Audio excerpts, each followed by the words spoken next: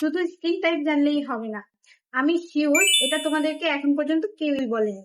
আমরা সবাই কিন্তু এখন স্কিন টাইপ নিয়ে বলতে পারি, কিন্তু তারপরও কেন আমাদের স্কিন কেয়ার কাজ করছে না?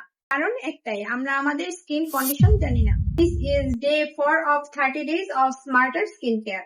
আমরা সবাই স্কিন টাইপ নিয়ে এত কনসার্ন, বাট স্কিন কন্ডিশন সেটা কেউ জিজ্ঞেসই করে না। অথচ এই দুইটা একসাথে না জানলে যত দামি প্রোডাক্টই লাগাও না কেন কাজ হবে না। স্কিন টাইপ যেমন 4 ধরনের হয়ে থাকে, স্কিন কন্ডিশনও 4 ধরনের। কন্ডিশন 4 তো অলমোস্ট সবারই আছে।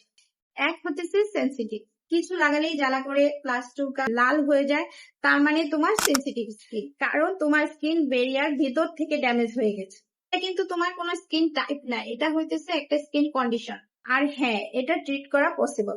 একনি শুধুমাত্র অয়েলি স্কিনেরই সমস্যা না, ড্রাই স্কিনেও হয়, নর্মাল স্কিনেও হয়। যে কোনো স্কিন টাইপেই একনি হতে পারে। Skin pigmentation, dark spot, uneven skin tone, এগুলো কোনো স্পেসিফিক স্কিন টাইপের সমস্যা না, যে কোনো স্কিনেই পিগমেন্টেশন হতে পারে।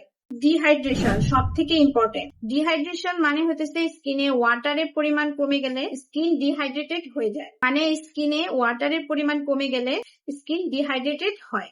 এবং এই সমস্যাটা 60 to 70% মানুষেরই আছে, কিন্তু কেউই জানে না। ইভেন আমিও জানতাম না। স্কিন ডাল লাগছে, লাইফলেস লাগছে, অথবা টায়ার্ড লাগছে, 90% চান্স আছে তোমার স্কিন ডিহাইড্রেটেড। নেক্সট ভিডিওতে বলবো কোন কন্ডিশনে কি করবে আর কি অ্যাভয়েড করবে, তাই নেক্সট ভিডিও মিস করলে কিন্তু হবে না।